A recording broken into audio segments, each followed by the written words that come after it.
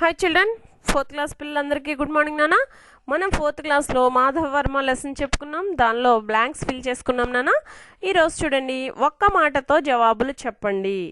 First one చూడండి, మాధవ వర్మ రాజధాని ఏది? విజయవాడ. సెకండ్ వన్, మాధవ వర్మకు ఎందరు కొడుకులు? ఒక్కడు. మాధవ వర్మ ఏ దేశం నుంచి గుర్రాలను తెప్పించాడు? పారసీక దేశం. సభలో ఎన్ని శవాలున్నాయి? 2.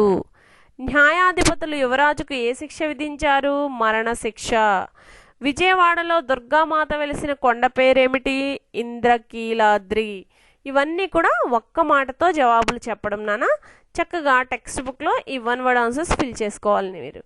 నెక్స్ట్ మీరు వర్క్ బుక్ వెళ్ళేసరికి 4th రోమన్ ఒక్క మాటతో జవాబులు చెప్పండి. ఇక్కడ కూడా మీరు 1 word ఆన్సర్స్ నీట్ హ్యాండ్ రైటింగ్తో ఫిల్ చేసుకున్న తర్వాత మీ నోట్బుక్లో చక్కగా ఫస్ట్ మాధవ వర్మ రాజధాని ఏది అని క్వశ్చన్ ఎక్కించిన తర్వాత కింద జవాబు అని పెట్టి విజయవాడ.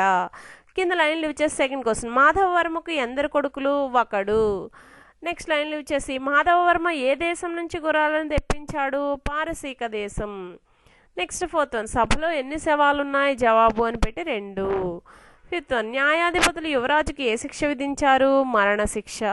లైన్లు వచ్చేసి 6th వన్, విజయవాడలో దుర్గామాత వెలిసిన కొండ పేరేమిటి? ఇంద్రకీలాద్రి. ఇలా 6 క్వశ్చన్స్కి ఆన్సర్స్ మీ నోట్బుక్లో నీట్ హ్యాండ్ రైటింగ్తో క్వశ్చన్ ఆన్సర్ రాసిన తర్వాత లైన్లు ఇచ్చేసి నెక్స్ట్ క్వశ్చన్ ఆన్సర్ రాయాలి నాన్న. Textbook workbook neat hand రైటింగ్తో ఫిల్ చేసి మీ నోట్బుక్లో నీట్ హ్యాండ్ రైటింగ్తో రాసి మీకు చూడకుండా చెప్పడానికి రాయడానికి వచ్చేలాగా చదువుతారనుకుంటూ ఈ వీడియోని ఎండ్ చేస్తున్నానమ్మా.